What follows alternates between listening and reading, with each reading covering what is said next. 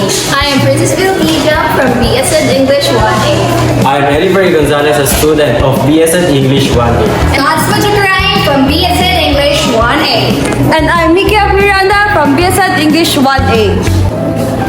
Hello everyone, my name is Miki F. Miranda, and today we are going to talk about our video presentation, the topic 3, which is the child and adolescent learning theories and application with these following theories that we are going to discuss today. Okay. But I don't know what are the 6 theories on child and adolescent development. Don't worry, Erica. The Study Hub 5 got you. We're going to help you in determining what is the 6 theories on child and adolescent development. Let's get it on!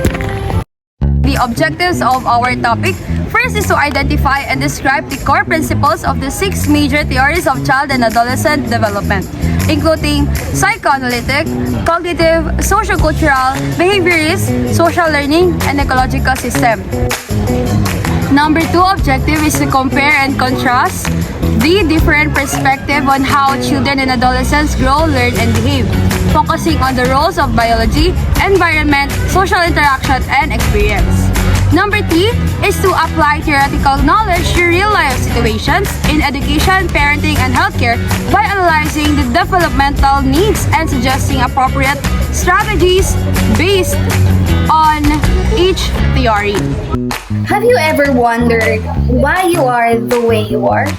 Or why you have certain habits, fears, or desires? Sigmund Freud's psychoanalytic theory attempts to answer these questions by delving into the depths of the unconscious mind. Hi, my name is Otsma Chakarayan, a BSN English student. Sigmund Freud, an Austrian neurologist, revolutionized the field of psychology with his psychoanalytic theory. This theory posits that human behavior is largely influenced by unconscious drives and early childhood experiences. Freud's work explored the complex interplay between the conscious and unconscious mind, the structure of personality, and the impact of psychosexual stages on development. While controversial, his ideas have had a lasting impact on our understanding of the human psyche. Now let's proceed to the body of this topic, which is the first one is the level of awareness. Freud proposed 3 levels of awareness, which is the conscious, pre-conscious, and unconscious.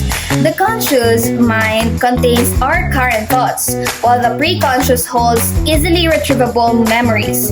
The unconscious, however, is a vast reservoir of hidden desires, repressed memories, and instinctual drives that exert a powerful influence on our behavior. For an instance, a person might consciously believe that they are not prejudiced, but unconsciously harbor negative stereotypes due to societal influences. Now let's proceed to the second one, which is the structure of personality. Freud described the personality as having 3 components, which are the id, ego, and superego. The id operates on the pleasure principle, seeking immediate gratification. The ego, guided by the reality principle, mediates between the id and the external world. The superego represents internalized moral standards and strives for perfection. Now, example here is imagine a child wanting to steal a cookie from the jar, which is the id. The ego might suggest asking for permission first, while the superego here would induce guilt if the child stole the cookie. Now, let's move on to the third one, which is the psychosexual stages. Freud believed that personality develops through a series of psychosexual stages, each characterized by a different erogenous zone. Fixation at any stage can lead to personality problems in adulthood. Example for this, an adult with an oral fixation might engage in excessive smoking or nail biting, stemming from unresolved conflicts during the oral stage. Now let's proceed to the fourth one, which is the defense mechanism. The ego employs defense mechanisms to protect itself from anxiety and conflict. These unconscious strategies distort reality to reduce stress. Example, a student who fails an exam might use rationalization, claiming that the exam was unfair or that the material wasn't important, to protect their self-esteem. Now let's proceed to the fifth one, which is the talking cure. Freud developed psychoanalysis as a therapeutic approach to uncover unconscious conflicts and resolve psychological problems.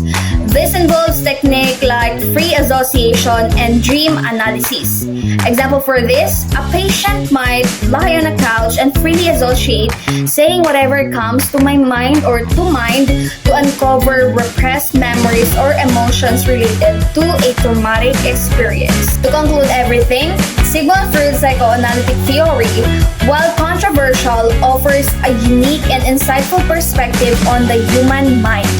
By exploring the unconscious, the structure of personality, and the impact of early experiences, Freud's work has profoundly influenced psychology, literature, and our understanding of ourselves. Despite its limitations, psychoanalytic theory continues to be a valuable framework for exploring the complexities of human behavior. Hello everyone, my name is Nikki F. Miranda, a student of BSN English 1A, and I'm going to talk about the cognitive theory. Cognitive theory focuses on how people think, understand, and know about the world. It explains how thought process influence behavior. Main idea, which is the humans actively process information, and they're actually seeing life unlike universal. And John Piaget proposed that children think differently from adults and that thinking develops in stages. He viewed children as little scientists who learn by exploring and interacting with their environment. And now let us move on with the first stage of John Piaget's 4 stages of development. We have the sensory motor stage, which is from 0 to 2 years old. This stage learns that through senses and actions, develop object permanence, knowing object exists even when unseen. Example, a baby looks for a toy that is hidden under a blanket, shows understanding that it is still existing. Stage number 2, the pre-operational stage. This is from 2 to 7 years old, developing language and imagination, but thinking that egocentric centered on self, struggle with logic and perspective thinking. Example, a child thinks that the moon follows them wherever they go. Stage number 3, the concrete operational stage, which is from 7 to 11 years old. It begins with logical thinking about concrete events, understand conservation, quality stays the same even though the shape changes. Example, a child realizes that a tall glass and short glass can hold the same amount of water. And now let us end with the 4th stage of development. The number 4 stage of development, which is the formal operational stage. This is 12 years old and up. They think abstractly and hypothetically, can reason about future and moral issues. Example, a teenager debates ethical questions about the meaning of life. That's all for cognitive theory, and now let's move on with the psychosocial theory. And now I will be discussing about the psychosocial theory of development. So overview, developed by Erik Erikson on 1902 to 1994, a neo-Freudian who built on Freud's ideas. While Freud focused on psychosexual stages, biological types, Erikson focused on social and emotional development across the entire lifespan.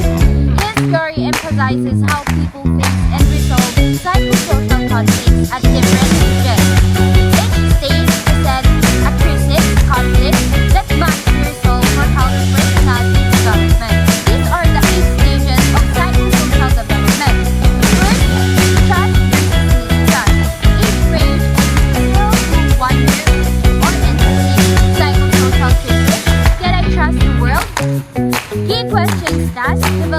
task when caregivers provide love and reliability.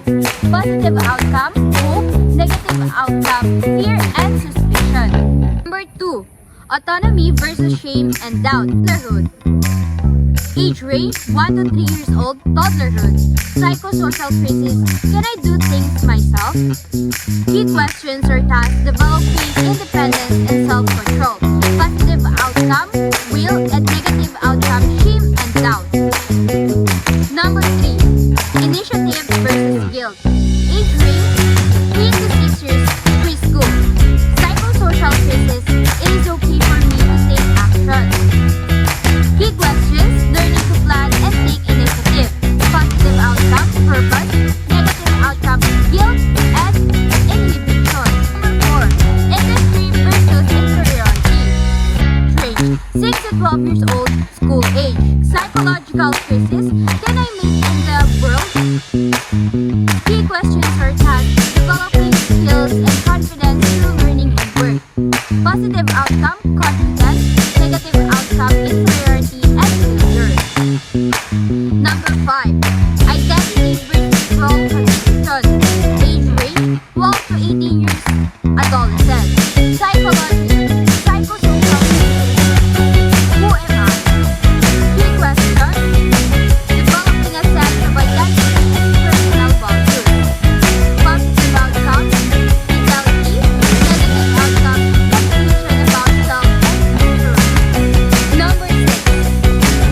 Intimacy versus isolation. Age range 18 to 40 years, young adulthood. Psychosocial crisis, can I love and be loved? Key questions or tasks, forming close, committed to relationship. Positive outcome, love. Negative outcome, loneliness and isolation. Number 7. Generativity versus stagnation.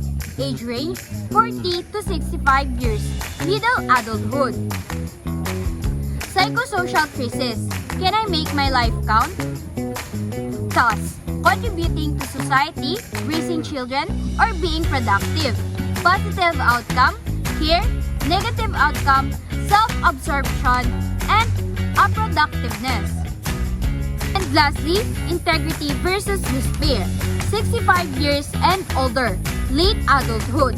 Psychosocial crisis, it is okay to have been me? Task, reflecting on life with satisfaction. Positive outcome, wisdom. Negative outcome, regret and despair. These are the key ideas. Psychosocial equals social plus psychological factors. Equals to development depends on both internal, emotional, and external social experiences. Successful resolution of each stage builds a strong, healthy personality. Failures to resolve a stage can lead to problems in future development. Everyone, my name is Princess Wilby Jam, and today we are going to tackle about Lev Vygotsky sociocultural theory on cognitive development. In Lev Vygotsky sociocultural development, it is one of the most important theories that explains how we learn and how we grow. Lev Vygotsky was a Russian psychologist who believed that social interaction plays a very important role on how children develop their thinking skills. So, unlike other theorists who focused only on individual learning, Vygotsky said that we learn through others, through communication, guidance, and culture. So Vygotsky's theories has three main ideas: social interaction, the zone of proximal development or ZPD, and the scaffolding. So let's talk about each one. First, social interaction. Social interaction is learning always begin with interaction between people, like a child and a parent, or a student and a teacher. So, through talking, sharing ideas, and observing other, children start to build their own understanding. In short, we learn better when we learn together. For example, when a teacher helps a student solve math problems, the student doesn't just copy, they also learn how to think and solve problems. That's the power of social learning. one is the zone of proximal development, or ZPD. So this is one of Vygotsky's most famous concepts. It means the difference between what a learner can do alone and what they can do with help. So imagine a child trying to ride a bike. At first, they can balance or pedal properly. But when a parent holds the bike and guides them, the children slowly learns until they can ride independently. That in-between stage where the help is still needed is called the zone of proximal development. The third is scaffolding. So this means giving support at the start of learning and slowly removing that support as the learner becomes more confident and independent. So for example, when a teacher reads with a child, they second out the words together. Later, the teacher lets the children read small parts alone, and eventually the whole story. That gradual process is the scaffolding. So Vygotsky also believed that language and culture plays a big role of learning. Language helps us express ideas, share knowledge, and think clearly. So meanwhile, culture teaches us values, habits, and skills that shape how we see the world. For example, in Filipino culture, children often learn by watching and helping their parents, like cooking, farming, and selling in the market. Those experiences are a form of socio-cultural learning because knowledge is passed from one generation through interaction. To sum it all up, Vygotsky's socio-cultural theory teaches us that learning is a social process. We develop our knowledge through interaction, communication, and cultural experiences. With the help of the teachers, parents, and peers, we move through our zone of proximal development through scaffolding. We eventually learn to do things on our own. That's all for my presentation about Lev Vygotsky's sociocultural theory. Remember, learning doesn't happen alone. It happens together through the people and the culture that is surrounds us. Thank you for listening. Good day everyone, I'm Elibre Gonzalez, a BSN English student. And today we're going to discuss the ecological system theory by Yuri Bronfenbrenner. Bronfenbrenner theory offers a holistic framework, stressing that the child learning is influenced by their entire social and cultural context, not just the classroom.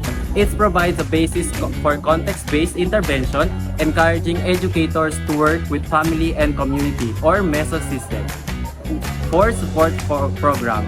The theory highlights the crucial need for stable, interconnected relationship between a child's various environments or home, school to foster healthy development. Operational term definition used by Yuri Bronfenbrenner: microsystem, the immediate settings where the child has direct interaction, example, family, school, or peer groups. Second one is mesosystem, the interrelation and linkages between two or more microsystems, example, connection between home and school. And the third one is exosystem, external settings that the child doesn't actively participate in but indirectly affect them, example, parents, workplace, local school board. And the fourth one is macrosystem, the overarching culture, laws, values, and political system that influence all other systems. And the last one is chronosystem, the dimension of time, major life transition, or socio-historical events that occur over the child's life, example, divorce and pandemic. The summary of child and adolescent development of Yuri Bronfenbrenner: development is a complex, continuous process that resulting from reciprocal interaction between the individual and their multi-layered environment. The child is nested with 5 interconnected structures, microsystem through chronosystem. Development is optimal when these systems are stable, supportive, and communicate effectively. For example, a student's success microsystem is reliant on positive communication between school and home, mesosystem, and supportive cultural values, macrosystem. And the classroom application system, example of application in the classroom, microsystem. The teachers build a warm, predictable, and engaging classroom culture with supportive relationship among peers and between the teacher and student. Mesosystem. The school holds parent-teacher conferences and runs workshops to ensure consistency and collaboration between the home and school environments. Third one is ecosystem. The school provides resources or flexibility for students whose parents face job loss or financial hardship, external events that indirectly disrupt learning. And fourth one is macrosystem. The school integrates cultural heritage and community values into the curriculum and school policies, making learning relevant and validating for diverse student backgrounds. And the last one is chronosystem. The school offers supportive programs for students dealing with a recent major transition like a family move or divorce, recognizing the impact of change over time. Hello everyone, my name is Mickey Miranda, and today we're also going to talk about the stages of moral development. And the stages of moral development is created by Lawrence Kohlberg. His theory of moral development explains how individuals develop moral reasoning and the ability to think about what is right and wrong. He proposed 3 levels with 6 stages, showing how moral understanding matures from childhood to adulthood. At the pre-conventional level, children make moral decisions based on the consequences. In stage 1, we have the obedience and punishment orientation. They obey rules to avoid punishment. In stage 2, individualism and exchange. They recognize that others have needs too, but they act mainly out of self-interest or rewards. The conventional level focuses on social approval and maintaining order. In stage 3, good interpersonal relationships or morality is based on pleasing others and being seen as good. In stage 4, maintaining social order, individuals value law, authority, and duty to keep society functioning.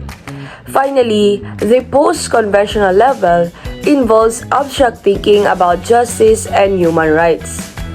In stage 5, the social contract and individual rights.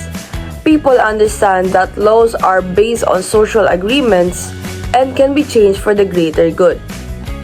In stage 6, universal ethical principles, moral reasoning is guided by internal principles like equality, justice, and respect for human dignity, even if it contradicts with law or rules. And now let us proceed with the example of the stages of moral development. Example number 1, the classroom rules and discipline. Teachers can use Kohlberg's theory by encouraging students to understand why rules exist, not just to follow them out of fear of punishment. For instance, instead of simply saying don't cheat, the teacher can discuss how honesty builds trust and simply saying fairness in the class. This helps students move from the pre-conventional stage, obeying to avoid punishment, to the conventional stage, which is valuing honesty for group harmony. Example number 2, the moral dilemma discussions. Teachers can present real-life moral dilemmas. Example, what would you do if your friend stole something but asks you to keep it a secret? And let students share and defend their opinions.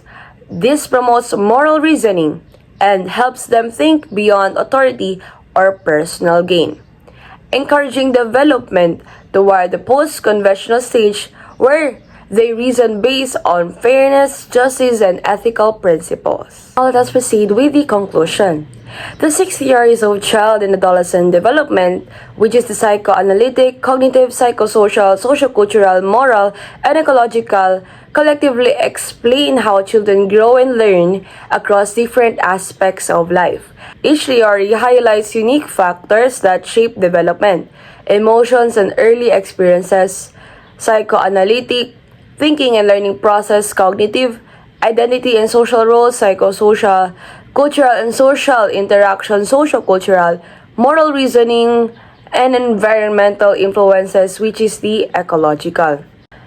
Understanding these theories helps educators, parents, and caregivers support holistic growth by addressing the physical, emotional, social, and moral needs of learners. Together, they provide a strong foundation for guiding children and adolescents toward becoming responsible and capable, well-rounded individuals. That's all for our video presentation, and see you guys on our next video. Bye!